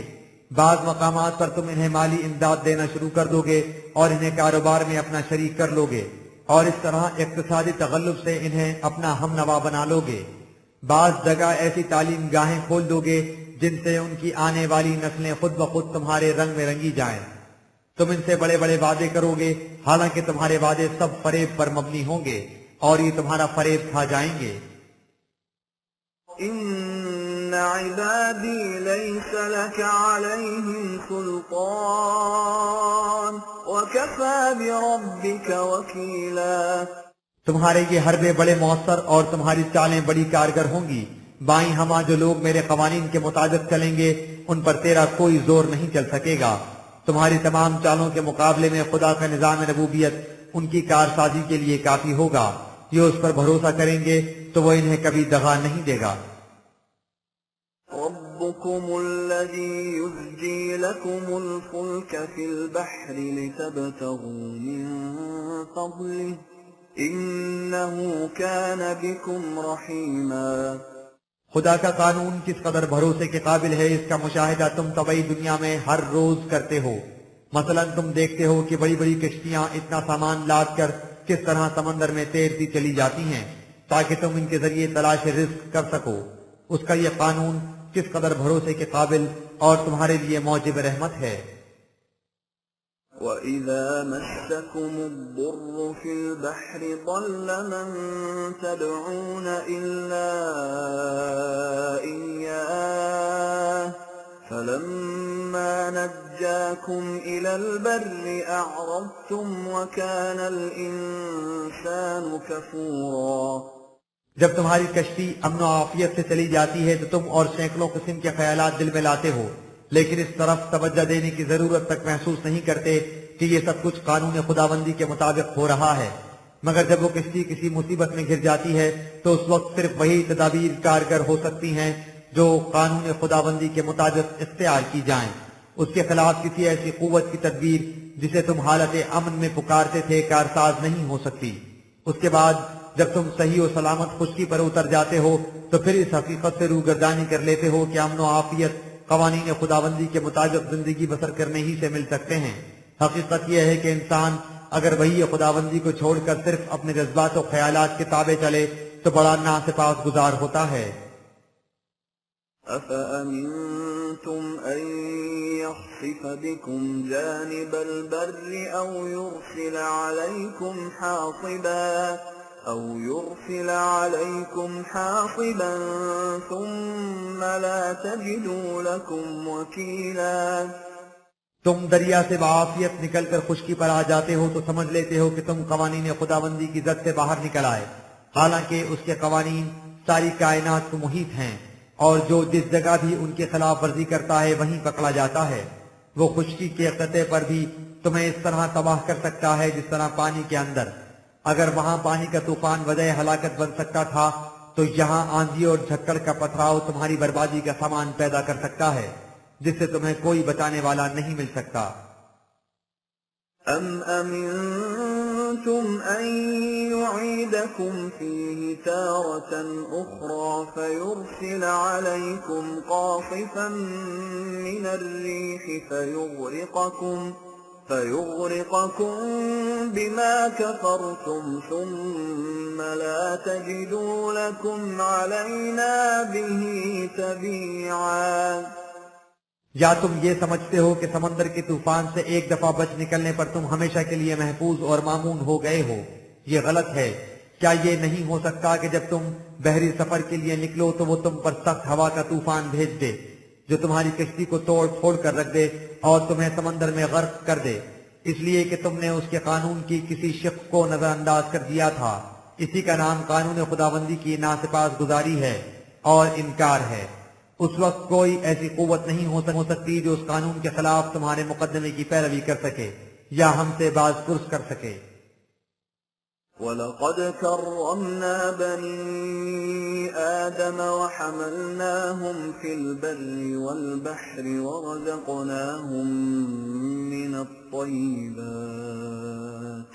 ورزقناهم من الطيبات وفضلناهم على كثير ممن خلقنا تفضيلا۔ یہ طبعی قوتیں جو کائنات میں کار فرما ہے بڑی مہیب اور زبردست واقع ہوئی ہیں، لیکن ہم نے انسان کو ان سب پر برتری عطا کی ہے۔ ہم نے تمام فرزندان آدم کو واجب التکریم بنایا ہے اور انہیں قوانین طبعی کا وہ علم دیا ہے جس کی بنا پر وہ خشکی اور تری کی تمام قوتوں کو مسخر کر سکتے ہیں اور اس طرح اپنے لیے نہایت خوشگوار سامان زیست حاصل کر لیتے ہیں۔ حقیقت یہ ہے کہ ہم نے انسان کو اپنی اکثر مخلوق پر فضیلت اور برتری عطا کی ہے۔ یوم ندعو کل اناس بإمامهم فمن أوتي كتابه بيمينه فأولئك يقرؤون كتابهم ولا يظلمون فتيلا۔ لیکن نہ تو انسان محض اس کے طبعی جسم سے عبارت ہے اور نہ ہی اس کی جولانیوں اور کامرانیوں کا میدان صرف طبعی کائنات ہے۔ حیوانی زندگی کے علاوہ اس کی انسانی زندگی بھی ہے جو اس کے اعمال کے مطابق مرتب ہوتی ہے۔ اعمال کے نتائج کے ظہور کے وقت تمام انسانوں کو ان کے اعمال نامے کے ساتھ بلایا جاتا ہے۔ جس کا اعمال نامہ اس کے دائیں ہاتھ میں ہوتا ہے کہ یہ یمن و سعادت کا نشان ہے تو یہ لوگ اسے خوشی خوشی پڑھتے ہیں اور اس میں اپنے تمام اعمال کا پورا پورا بدلہ موجود پاتے ہیں، اس میں ذرہ بھر بھی کمی نہیں ہوتی۔ وَمَنْ كَانَ فِي هَذِهِ أَعْمَى فَهُوَ فِي الْآخِرَةِ أَعْمَى وَأَضَلُّ سَبِيلًا۔ اس سے یہ نہ سمجھ لیجئے کہ انسانی اعمال کے نتائج صرف اگلی زندگی میں ہی سامنے آتے ہیں، نہیں، اعمال کے نتائج اسی زندگی میں بھی سامنے آنے شروع ہو جاتے ہیں۔ حسن عمل کا نتیجہ اس دنیا کی خوشگواریاں بھی ہیں۔ یہی وہ محسوس معیار ہے جس سے دیکھا جا سکتا ہے کہ کسی قوم کے اعمال قوانین خداوندی کے مطابق ہیں یا نہیں۔ اگر اس سے عزت اور عروج حاصل ہے تو اس کے اعمال ان قوانین کے مطابق ہیں، اگر وہ ذلت و خواری کی زندگی بسر کر رہی ہے تو وہ ان کی خلاف ورزی کر رہی ہے۔ یہ اصول یاد رکھو کہ جو کوئی اس دنیا میں اندھا ہے وہ آخرت میں بھی اندھا ہی ہوگا اور راستے سے یک قلم بھٹکا ہوا، اس لیے کہ زندگی تو ایک جوئے رواں ہے وَإِن كَادُوا لَيَفْتِنُونَكَ عَنِ الَّذِي أَوْحَيْنَا إِلَيْكَ لِتَفْتَرِيَ عَلَيْنَا غَيْرَهُ وَإِذًا لَاتَّخَذُوكَ خَلِيلًا۔ کیونکہ ان لوگوں کو خدائے واحد کی اطاعت سخت ناگوار گزرتی ہے، اس لیے انہوں نے اس بات کا تہیہ کر لیا تھا کہ کسی نہ کسی طرح تجھے وحی کے راستے سے ہٹا کر اس پر آمادہ کر لیں کہ تو ان سے مفاہمت کر لے اور ان کی رعایت سے کوئی بات اپنی طرف سے بنا کر اسے بطور وحی خداوندی پیش کر دے۔ انہوں نے یہ طے کر لیا تھا کہ اگر تو اس پر آمادہ ہو جائے تو یہ تیرے دوست بن جائیں۔ وَلَوْلَا أَن ثَبَّتْنَاكَ لَقَدْ كِدتَّ تَرْكَنُ إِلَيْهِمْ شَيْئًا قَلِيلًا۔ اور اس میں شبہ نہیں کہ ان کی چالیں اس قدر گہری تھیں کہ اگر وحی کی صداقت پر یقین کامل نے تیرے قدم نہ جما دیے ہوتے اور تو بھی ان کی طرح صرف مصلحت وقت کو سامنے رکھتا تو ہو سکتا تھا کہ تو ان کی طرف کچھ نہ کچھ میلان کر لیتا۔ إِذًا لَّأَذَقْنَاكَ ضِعْفَ الْحَيَاةِ وَضِعْفَ الْمَمَاتِ ثُمَّ لَا تَجِدُ لَكَ عَلَيْنَا نَصِيرًا۔ اگر بفرض محال ایسا ہو جاتا تو پھر ہم تجھے اس زندگی میں بھی دوہرا عذاب چکھاتے اور موت کے بعد کی زندگی کا بھی دوہرا عذاب، اور تجھے ہمارے مقابلے میں کوئی یار و مددگار نہ ملتا، اس لیے کہ تیری لغزش صرف تمہیں ہی تباہ نہ کرتی، پوری انسانیت کی تباہی کا موجب بن جاتی۔ وَإِن كَادُوا لَيَسْتَفِزُّونَكَ مِنَ الْأَرْضِ لِيُخْرِجُوكَ مِنْهَا وَإِذًا لَّا يَلْبَثُونَ خِلَافَكَ إِلَّا قَلِيلًا۔ اور مدینے کے یہود وغیرہ نے اس کا بھی تہیہ کر لیا تھا کہ تجھے اتنا تنگ کیا جائے کہ تو اس سرزمین کو بھی چھوڑ کر چلا جائے۔ اگر یہ ایسا کر دیتے تو تیرے بعد پھر انہیں بھی کچھ زیادہ مہلت نہ ملتی، ان کی تباہی بہت جلد آ جاتی۔ سُنَّةَ مَن قَدْ أَرْسَلْنَا قَبْلَكَ مِن رُّسُلِنَا وَلَا تَجِدُ لِسُنَّتِنَا تَحْوِيلًا۔ بہرحال جو کچھ تمہارے ساتھ ہو رہا ہے یہ کوئی نئی بات نہیں، تجھ سے پہلے بھی ہم نے جتنے رسول بھیجے انہیں لوگوں نے اسی طرح تنگ کیا، اور ان کے بارے میں ہمارا یہ دستور رہا کہ جب ان کی سرکشی انتہا تک پہنچ گئی اور ان کی اصلاح کا کوئی امکان نہ رہا تو وہ قوم تباہ ہو گئی۔ وہی دستور یہاں بھی کار فرما ہوگا، ہمارے قوانین اور دستور اٹل ہوتے ہیں، تو ان میں کبھی تبدیلی نہیں پائے گا۔ أقم الصلاة لدلوك الشمس إلى غسق الليل وقرآن الفجر إن قرآن الفجر كان مشهودا۔ لیکن یہ کچھ از خود نہیں ہو جائے گا، اس کے لیے تمہیں مسلسل جد و جہد کرنی ہوگی۔ تمہارا پروگرام یہ ہونا چاہیے کہ اعلی صبح طلوع آفتاب سے پہلے قرآنی حقائق پر غور و تدبر کیا جائے اور دیکھا جائے کہ معاملات پیش نظر کے متعلق وہاں سے کیا رہنمائی ملتی ہے۔ الصبح اس لیے کہ فجر کے سکوت افزا سمے میں انسان کے خیالات میں اس قدر یکسوئی ہوتی ہے کہ اس سے قرآنی حقائق محسوس و مشہود شکل میں سامنے آ سکتے ہیں اور دل ان کی صداقت کی بے اختیار گواہی دے دیتا ہے۔ اس کے بعد طلوع آفتاب سے لے کر ابتدائے شب کی تاریکی یعنی صبح سے شام تک اس پروگرام پر مسلسل عمل پیرا رہا جائے۔ اس مقصد کے لیے ایسے اجتماعات بھی منعقد کیے جائیں جن میں باہمی مشاورت سے معاملات طے کیے جائیں۔ وَمِنَ اللَّيْلِ فَتَهَجَّدْ بِهِ نَافِلَةً لَكَ عَسَىٰ أَن يَبْعَثَكَ رَبُّكَ مَقَامًا مَّحْمُودًا۔ اور اگر حالات کا تقاضا اس سے بھی زیادہ کا ہو تو تم رات کے کچھ حصے میں بھی اس مقصد کے لیے جاگتے رہو اور معاملات پر مزید غور و فکر کرو۔ یہ اضافہ خصوصیت سے تمہارے لیے ہے، اس لیے کہ امیر کارواں کی ذمہ داریاں بہت زیادہ ہوتی ہیں، اگرچہ عند ضرورت دیگر افراد امت بھی اس میں شریک کیے جا سکتے ہیں۔ اگر تم نے اس نظام کے قیام کے لیے اس طرح جد و جہد کی تو وہ وقت دور نہیں کہ تو اس مقام بلند پر فائز ہو جائے کہ دنیا بلا ساختہ پکار اٹھے کہ خدا کے نظام ربوبیت کی طرف دعوت دینے والے کا مقام فی الواقع ایسا ہی قابل حمد و ستائش ہونا چاہیے۔ وَقُلْ رَبِّ أَدْخِلْنِي مُدْخَلَ صِدْقٍ وَأَخْرِجْنِي مُخْرَجَ صِدْقٍ وَاجْعَل لِّي مِن لَّدُنكَ سُلْطَانًا نَّصِيرًا۔ اس پروگرام کے مطابق مخالف قوتوں کے ساتھ کشمکش میں تیری مانگ یہ ہونی چاہیے کہ تیرا قدم آگے بڑھے تو صدق و عدل کو لیے ہوئے بڑھے، اور جہاں سے تیرا قدم پیچھے ہٹے تو بھی صدق و عدل کے ساتھ پیچھے ہٹے۔ فتح ہو یا شکست، صدق و عدل کا دامن تیرے ہاتھ سے کسی وقت بھی چھوٹنے نہ پائے، اور تو جس مقام اور جس حال میں بھی ہو تجھے قوانین خداوندی کی روح سے تائید و غلبہ حاصل ہو، یہ تمہاری پہم آرزو اور مستقل تمنا ہونی چاہیے۔ وَقُلْ جَاءَ الْحَقُّ وَزَهَقَ الْبَاطِلُ إِنَّ الْبَاطِلَ كَانَ زَهُوقًا۔ تو اس پروگرام پر عمل پیرا ہو جا اور اس کے بعد مخالفین سے للکار کر کہہ دے کہ اب نظام حق و صداقت کا دور آ گیا اور باطل کی تخریبی قوتوں کا زمانہ ختم ہو گیا، اس لیے کہ تخریبی قوتیں صرف اس وقت تک باقی رہتی ہیں جب تک حق و صداقت کی تعمیری قوتیں برسر عمل نہ آئیں، ان کی موجودگی میں تخریبی قوتیں ٹھہر ہی نہیں سکتی۔ وَنُنَزِّلُ مِنَ الْقُرْآنِ مَا هُوَ شِفَاءٌ وَرَحْمَةٌ لِّلْمُؤْمِنِينَ وَلَا يَزِيدُ الظَّالِمِينَ إِلَّا خَسَارًا۔ یہ سب کچھ اس قرآن کی روح سے ہوگا جس کی تعلیم جماعت مومنین کے دل کے تمام روگ مٹا دے گی، ان کی نفسیاتی کمزوریاں اور داخلی کشمکش دور ہو جائے گی، اور مثبت طور پر ان کی صلاحیتوں کی نہایت عمدگی سے نشوونما ہو جائے گی۔ ان کے برعکس جو لوگ اس سے سرکشی برت رہے ہیں اور ظلم و استبداد کی راہ اختیار کیے ہیں، ان کے سامنے ہلاکت میں اضافہ ہوتا جائے گا۔ جس طرح طلوع سحر شب کی تاریکی کے لیے موجب ہلاکت ہوتی ہے، اسی طرح صدق و عدل پر مبنی نظام خداوندی کے قیام سے ظلم و استبداد کی قوتوں کی تباہی ہوتی ہے۔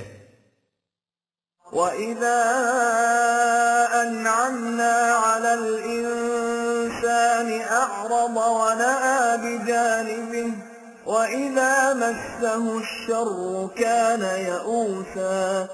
لیکن یہ بات ان لوگوں کی سمجھ میں نہیں آ سکتی جن کا مقصود صرف طبعی زندگی کی مفاد پرستیاں ہیں اور جنہیں اس وقت دولت و ثروت کی فراوانیاں حاصل ہیں۔ جس انسان کا مقصد زندگی ہی یہ ہو، اس کی حالت یہ ہوتی ہے کہ جب اس کے پاس بخشائش خداوندی سامان رزق کی فراوانی ہو تو وہ حق سے اعراض برتتا اور صحیح راستے سے روگردانی کرتا ہے، اور جب اس پر مصیبت آتی ہے اور وہ مال و دولت اس سے چھن جاتا ہے تو چونکہ اس کے سامنے اس سے بلند مقصد ہی کوئی نہیں ہوتا، اس لیے اس پر مایوسی چھا جاتی ہے۔ قُلْ كُلٌّ يَعْمَلُ عَلَى شَاكِلَتِهِ فَرَبُّكُمْ أَعْلَمُ بِمَنْ هُوَ أَهْدَىٰ سَبِيلًا۔ یہ جو اوپر کہا گیا ہے کہ اسی قرآن کے مطابق ایک جماعت پر کامرانیوں کی راہیں کشادہ ہوتی ہیں اور دوسری جماعت پر تباہیاں آتی ہیں، تو اس سے یہ نہ سمجھ لیا جائے کہ ان کے ساتھ یہ کچھ ان کی تقدیر کی روح سے ہوتا ہے جس پر انہیں کوئی اختیار نہیں، بالکل نہیں۔ خدا نے انسانی صحیح و عمل کے لیے ایک میدان تجویز کر دیا ہے اور اس میں ہر انسان کو صاحب اختیار و ارادہ بنا کر چھوڑ دیا ہے۔ مومن اس کھلے میدان میں سوائے ان حدود کے جو قوانین خداوندی نے متعین کر دی ہیں اور کوئی پابندی اپنے اوپر عائد نہیں کرتا، لیکن دوسرے لوگ اپنے پاؤں کو ہزار قسم کے خود ساختہ بندھنوں سے باندھ لیتے ہیں۔ اب ظاہر ہے کہ ہر شخص اس حد تک ہی قدم اٹھا سکتا ہے جہاں تک اس کی زنجیر پا اجازت دے۔ اس طرح اس جہان صحیح و عمل میں مومن آگے بڑھ جاتے ہیں کیونکہ ان کے پاؤں بندھے ہوئے نہیں ہوتے، اور منکرین پیچھے رہ جاتے ہیں کہ وہ اپنی خود ساختہ زنجیروں میں جکڑے ہوئے ہیں۔ یوں ہر انسان اپنے اختیار کے دائرے کے اندر اپنے اپنے ڈھنگ پر کام کرتا اور اس میں اپنی آخری حد تک چلا جاتا ہے، لیکن اس کے یہ معنی نہیں کہ ہر ایک کا عمل صحیح اور حق پر ہوتا ہے۔ اس کا علم خدا کو ہوتا ہے کہ ان میں سے کون زندگی کی سب سے زیادہ سیدھی راہ پر چل رہا ہے اور وہ اس پر کہاں تک چلا جائے گا۔ خدا کو علم ہونے کے معنی یہ ہے کہ جو لوگ قوانین خداوندی کے مطابق چلتے ہیں وہ زندگی کی سیدھی راہ پر ہوتے ہیں۔ وَيَسْأَلُونَكَ عَنِ الرُّوحِ قُلِ الرُّوحُ مِنْ أَمْرِ رَبِّي وَمَا أُوتِيتُم مِّنَ الْعِلْمِ إِلَّا قَلِيلًا۔ یہ تجھ سے پوچھتے ہیں کہ وحی کی حقیقت و ماہیت کیا ہے؟ ان سے کہہ دو کہ وحی کا تعلق خدا کے امر سے ہے، محسوس کائنات سے نہیں، اور چونکہ تمہارا علم صرف محسوس کائنات تک محدود ہے اس لیے تم عالم امر سے متعلق حقائق کی ماہیت کو نہیں سمجھ سکتے۔ اس کے معنی یہ ہے کہ نبی کے علاوہ کوئی اس بات کو نہیں سمجھ سکتا کہ وحی کیسے نازل ہوتی ہے اور اس کی کناؤ حقیقت کیا ہے، لیکن وحی کی روح سے دی ہوئی تعلیم قرآن کو ہر ایک سمجھ سکتا ہے۔ وَلَئِن شِئْنَا لَنَذْهَبَنَّ بِالَّذِي أَوْحَيْنَا إِلَيْكَ ثُمَّ لَا تَجِدُ لَكَ بِهِ عَلَيْنَا وَكِيلًا۔ اس حقیقت کا ثبوت کہ وحی کا سرچشمہ محسوس کائنات سے ماورا ہے یہ ہے کہ وحی خود نبی کے ذہن کی پیدا کردہ نہیں ہوتی، نہ ہی اسے اس پر کوئی قدرت و اختیار ہوتا ہے۔ چنانچہ جو کچھ ہم نے اس رسول کی طرف نازل کیا ہے اگر ہم اسے سلب کر لیں تو کوئی قوت ایسی نہیں جو اس کے خلاف ہم پر کوئی دعویٰ کر سکے یا ہم سے باز پرس کر سکے۔ یہ الگ بات ہے کہ ہمارا فیصلہ یہ ہے کہ اس وحی میں سے کوئی بات بھی سلب نہ کی جائے بلکہ اسے محفوظ رکھا جائے۔ إِلَّا رَحْمَةً مِّن رَّبِّكَ إِنَّ فَضْلَهُ كَانَ عَلَيْكَ كَبِيرًا۔ یہ خدا کی رحمت و ربوبیت کا ایک گوشہ ہے جس سے وحی ملتی ہے، اور تجھ پر اے رسول خدا کا بہت بڑا فضل ہے جو اس نے تجھے اس محبت کبریٰ کے لیے منتخب کیا ہے۔ یہ کسی کی محنت یا کسب و ہنر سے نہیں مل سکتی۔ قُل لَّئِنِ اجْتَمَعَتِ الْإِنسُ وَالْجِنُّ عَلَىٰ أَن يَأْتُوا بِمِثْلِ هَٰذَا الْقُرْآنِ لَا يَأْتُونَ بِمِثْلِهِ وَلَوْ كَانَ بَعْضُهُمْ لِبَعْضٍ ظَهِيرًا۔ اور اس کے من جانب اللہ ہونے کا سب سے بڑا ثبوت تو یہ ہے کہ اگر ساری دنیا کے انسان حضرہ اور بدوا سب کے سب مل کر بھی کوشش کریں کہ اس قرآن جیسا قرآن بنا لیں تو وہ ایسا نہیں کر سکیں گے، خواہ وہ ایک دوسرے کے کتنے ہی مددگار کیوں نہ بن جائیں۔ وَلَقَدْ صَرَّفْنَا لِلنَّاسِ فِي هَٰذَا الْقُرْآنِ مِن كُلِّ مَثَلٍ فَأَبَىٰ أَكْثَرُ النَّاسِ إِلَّا كُفُورًا۔ جیسا کہ اوپر کہا جا چکا ہے تم وحی کی کناہ و حقیقت کو تو نہیں پا سکتے لیکن اس کے بیان کردہ حقائق کو اچھی طرح سمجھ سکتے ہو۔ اس کے لیے ہم نے انداز یہ اختیار کیا ہے کہ ہم مختلف امور کو لوٹا لوٹا کر بیان کرتے ہیں، ان کے متنوع گوشے بار بار سامنے لاتے ہیں، لیکن اس کے باوجود اکثر لوگوں کی حالت یہ ہے کہ وہ ضد اور تعصب کی بنا پر بلا سوچے سمجھے سے انکار کیے چلے جاتے ہیں۔ وَقَالُوا لَن نُّؤْمِنَ لَكَ حَتَّىٰ تَفْجُرَ لَنَا مِنَ الْأَرْضِ يَنبُوعًا۔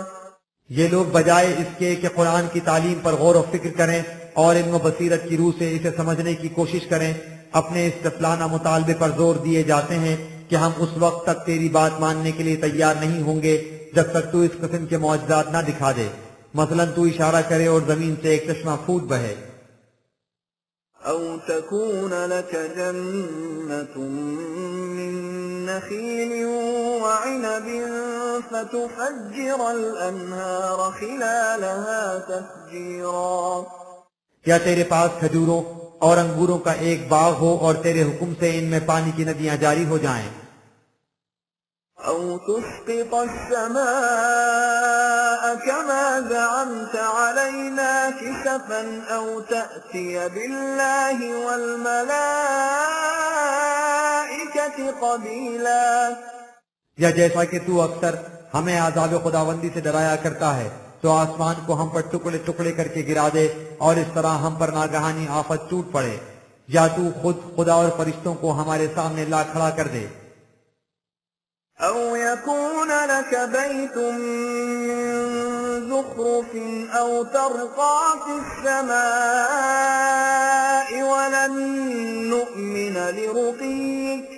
وَلَن نُّؤْمِنَ لِرُقِيِّكَ حَتَّىٰ تُنَزِّلَ عَلَيْنَا كِتَابًا نَّقْرَؤُهُ قُلْ سُبْحَانَ رَبِّي هَلْ كُنتُ إِلَّا بَشَرًا رَّسُولًا۔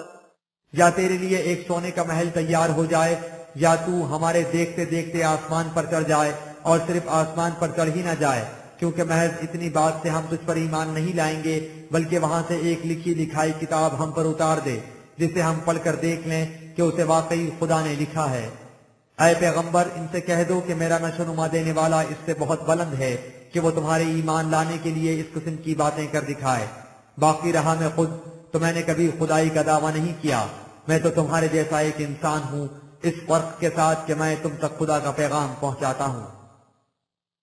وما منع الناس أن يؤمنوا إذ جاءهم الهدى إلا أن قالوا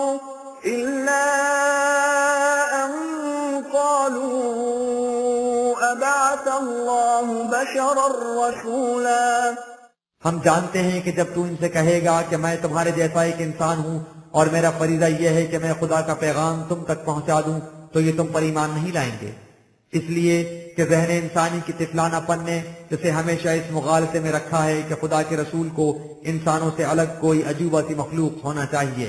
یہی وجہ ہے کہ جب کبھی لوگوں کے پاس ہماری رہنمائی آئی تو ان کے اس رہنمائی کے قبول کرنے کے راستے میں ہمیشہ یہ بات حائل رہی کہ ہدایت لانے والا دوسرے انسانوں جیسا انسان کیوں ہے، فرشتہ کیوں نہیں؟ قل لو كان في الأرض ملائكة يمشون مطمئنين لنزلنا عليهم من السماء ملكا رسولا۔ ان سے کہو کہ انسانوں کو رسول بنا کر اس لیے بھیجا جاتا ہے کہ دنیا میں انسان بستے ہیں، اگر ایسا ہوتا کہ زمین میں فرشتے چلتے پھرتے اور سکونت پذیر ہوتے تو ہم ان کے لیے آسمان سے فرشتے کو رسول بنا کر بھیجتے۔ قل كفى بالله شهيدا بيني وبينكم إنه كان بعباده خبيرا بصيرا۔ ان سے کہہ دو کہ وحی اور رسالت کے متعلق میں نے کافی تفصیل سے بات سمجھا دی ہے، اگر اس کے باوجود تم میری وحی پر ایمان نہیں لاتے تو میرا تم پر کوئی زور نہیں، میرے اور تمہارے درمیان آخری فیصلہ خدا کی نگرانی میں ہوگا، اس لیے کہ وہ تمام بندوں کے اعمال سے باخبر ہے اور ان پر نگاہ رکھتا ہے۔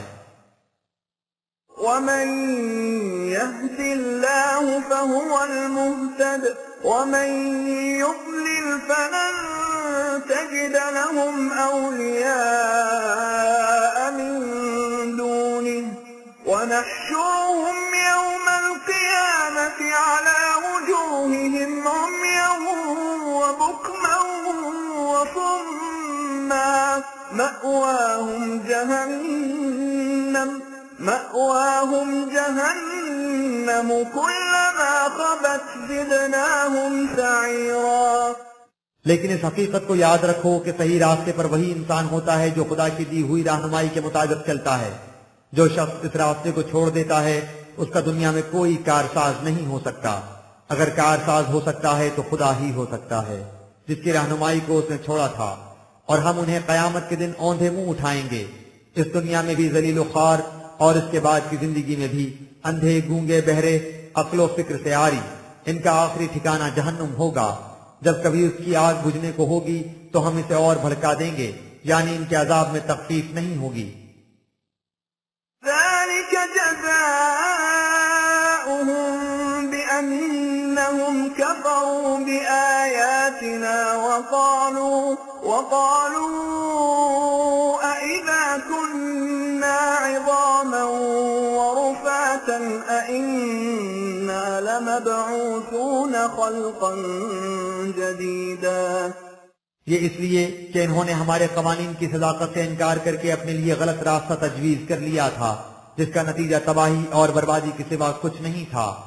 ان کا خیال یہ تھا کہ اگر ہم ایسا انتظام کر لیں کہ معاشرے کی گرفت سے بچے رہیں تو ہم سے باز پوچھ کرنے والا کوئی نہیں ہو سکتا۔ یہی وجہ تھی جو یہ کہا کرتے تھے کہ جب ہم مرنے کے بعد ہڈیوں کا ڈھانچہ رہ جائیں گے اور ہمارا جسم ریزہ ریزہ ہو جائے گا تو کیا ہم پھر از سر نو پیدا کر کے اٹھائے جائیں گے؟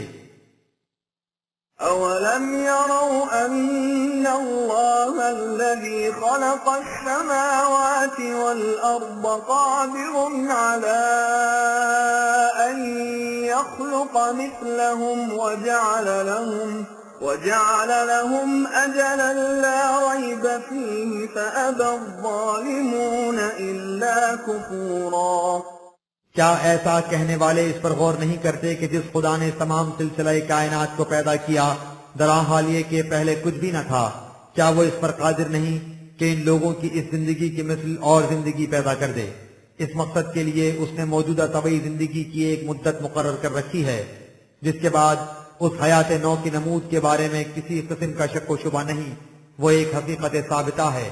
لیکن اس کا کیا علاج کہ جن لوگوں نے ہمارے قوانین سے سرکشی برتنے کی ٹھان رکھی ہے وہ انکار کے سوا کچھ جانتے ہی نہیں۔ قل لو أنتم تملكون خزائن رحمة ربي إذا لأمسكتم خشية الإنفاق وكان الإنسان قتورا۔ مستقبل کی زندگی سے انکار اور اسی دنیا کی زندگی کو منتہائے نگاہ سمجھ لینے کا نتیجہ یہ ہے کہ یہ لوگ مال و دولت کو صرف اپنے لیے سمیٹ کر رکھتے ہیں، اسے ربوبیت عامہ کے لیے کھلا نہیں رکھتے۔ جب ان سے کہیے تو کہہ دیتے ہیں کہ یہ تو ہماری ضروریات کے لیے بمشکل اکتفا کر سکے گا، اگر اسے دوسروں کو دے دیں اور یہ ختم ہو جائے تو بوقت ضرورت ہم کیا کریں۔ ان سے کہو کہ بات یہ نہیں، یہ صرف ذہنیت کا فرق ہے۔ اس ذہنیت سے تمہاری حالت یہ ہو چکی ہے کہ اگر تمہارے پاس خدا کی نعمتوں کے لامحدود خزانے بھی ہوتے تو تم انہیں باندھ باندھ کر رکھتے کہ کہیں خرچ نہ ہو جائیں، اس لیے کہ محض طبعی زندگی کو منتہا سمجھنے والا انسان بڑا تنگ نظر اور بخیل ہوتا ہے۔ یہ تو حیات کی جاویدانی کا تصور ہے جو انسان کی نگاہوں میں وسعت اور دل میں کشاد پیدا کرتا ہے۔ وَلَقَدْ آتَيْنَا مُوسَى 9 آيَاتٍ بَيِّنَاتٍ فَاسْأَلْ بَنِي إِسْرَائِيلَ إِذْ جَاءَهُمْ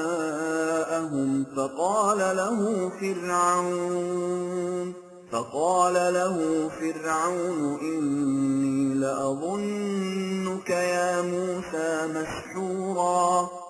یہ ذہنیتوں کا فرق ہی تو ہے جس کی وجہ سے یہ لوگ تمہاری اس قدر مخالفت کر رہے ہیں۔ ان سے کہو کہ اگر یہ سمجھنا چاہتے ہو کہ تمہاری اس مخالفت کا نتیجہ کیا ہوگا تو اس کے لیے اقوام سابقہ کی سرگزشتوں پر نگاہ ڈالو، بالخصوص فرعون اور موسیٰ کی کشمکش پر، جس کا ذکر پہلے بھی کئی بار آ چکا ہے۔ ہم نے موسیٰ کو قوم فرعون کی آخری تباہی سے پہلے 9 کھلی کھلی نشانیاں دی تھیں۔ اگر یہ لوگ اس کی تصدیق کرنا چاہتے ہیں تو ان سے کہو کہ یہ بنی اسرائیل سے دریافت کر لیں۔ جب موسیٰ قوم فرعون کی طرف آیا تو فرعون نے سب کچھ سننے کے بعد اس سے کہا کہ تم جو یہ کہتے ہو کہ تم خدا کی طرف سے رسول ہو تو اس باب میں یا تو تمہیں خود دھوکہ لگ گیا ہے یا تم دوسروں کو دھوکہ دیتے ہو۔ قال لقد علمت ما أنزل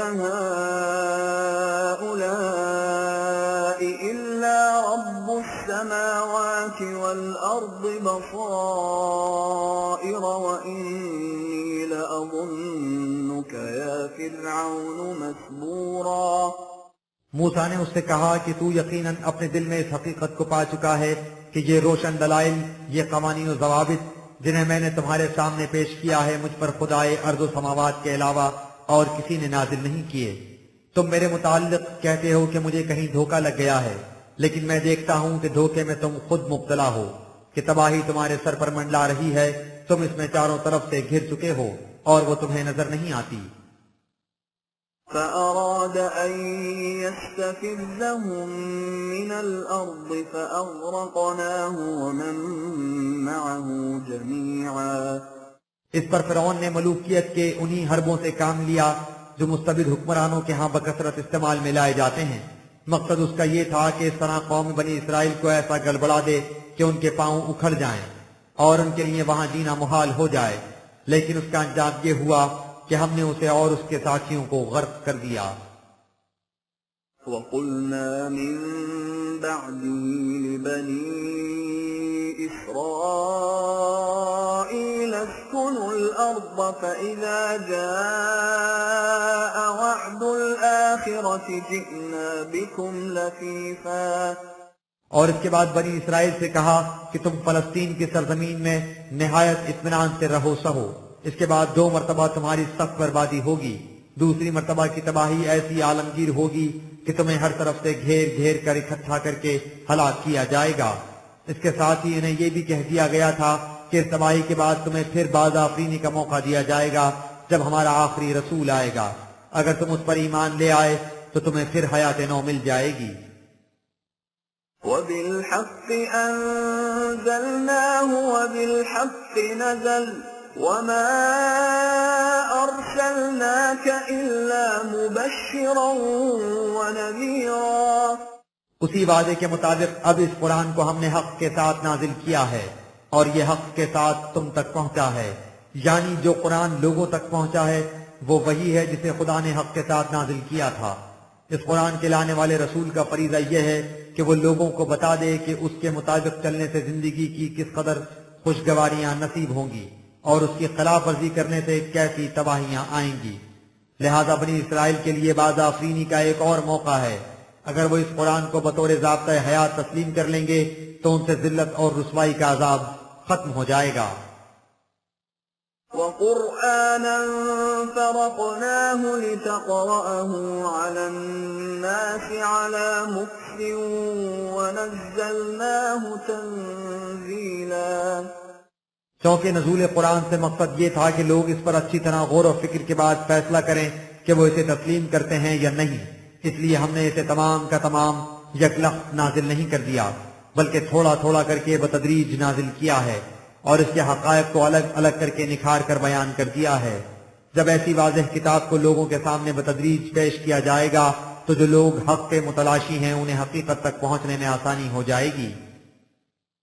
قل آمنوا به أو لا تؤمنوا إن الذين أوتوا العلم من قبله إذا يتلى عليهم يخرون للأذقان سجدا. اے رسول تم ان لوگوں سے کہہ دو کہ تم اس کتاب کو مانو یا اپنی ضد اور تعصب کی بنا پر اس سے انکار کر دو. اس سے اس کتاب کی صداقت میں کچھ فرق نہیں آ سکتا. یہ کتاب در حقیقت علم و بصیرت کی روح سے سمجھی جا سکتی ہے. لہذا جن لوگوں کے پاس پہلے سے علم ہے جب اسے ان کے سامنے پیش کیا جاتا ہے تو وہ اس کی عظمت کو پہچان لیتے ہیں اور اس کے سامنے جھک جاتے ہیں. وَيَقُولُونَ سُبْحَانَ رَبِّنَا إِن كَانَ وَعْدُ رَبِّنَا لَمَفْعُولًا. اور پکار اٹھتے ہیں کہ اس میں کوئی شک و شبہ نہیں کہ ہمارے نشوونما دینے والے کے تمام وعدے پورے ہو کر رہیں گے. وَيَخِرُّونَ لِلْأَذْقَانِ يَبْكُونَ وَيَزِيدُهُمْ خُشُوعًا. اس کی عظمت و صداقت ان کے دلوں پر اس طرح چھا جاتی ہے کہ وہ سجدوں میں گر جاتے ہیں. ان کی آنکھیں اشکبار ہو جاتی ہیں اور ان کے قلب کا جھکاؤ اور زیادہ ہو جاتا ہے. قُلِ ادْعُوا اللَّهَ أَوِ ادْعُوا الرَّحْمَٰنَ أَيَّمَّا تَدْعُوا فَلَهُ الْأَسْمَاءُ الْحُسْنَى وَلَا تَجْهَرْ بِصَلَاتِكَ وَلَا تُخَافِتْ بِهَا وَابْتَغِ بَيْنَ ذَلِكَ سَبِيلًا.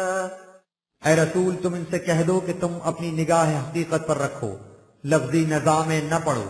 تم خدا کو اللہ کہہ کر پکارو یا رحمان کہہ کر، اس سے اصل حقیقت میں کچھ فرق نہیں آتا. اسے اس کے ذاتی یا صفاتی ناموں میں سے جس نام سے بھی پکارو ٹھیک ہے. یہ سب اسی ذات کے حسن و زیبائی کے مختلف گوشے ہیں، ایک ہی حقیقت کے مختلف پہلو ہیں. سوال یہ نہیں کہ خدا کو کس نام سے پکارا جائے، سوال یہ ہے کہ کس قسم کے خدا کو مانا جائے. خدا پر صحیح ایمان کے معنی یہ ہیں کہ اس کی ان تمام صفات کو مانا جائے جن سے اس نے قرآن میں اپنا تعارف کرایا ہے. اگر ان میں سے کسی ایک صفت کو مانا جائے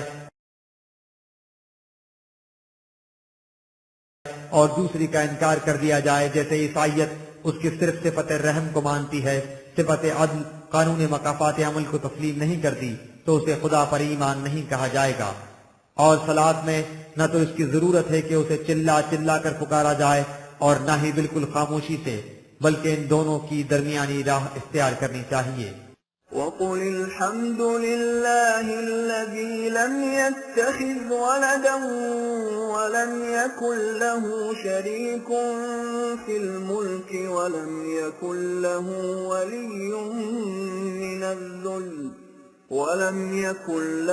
وَلِيٌّ مِّنَ الذُّلِّ وَكَبِّرْهُ تَكْبِيرًا.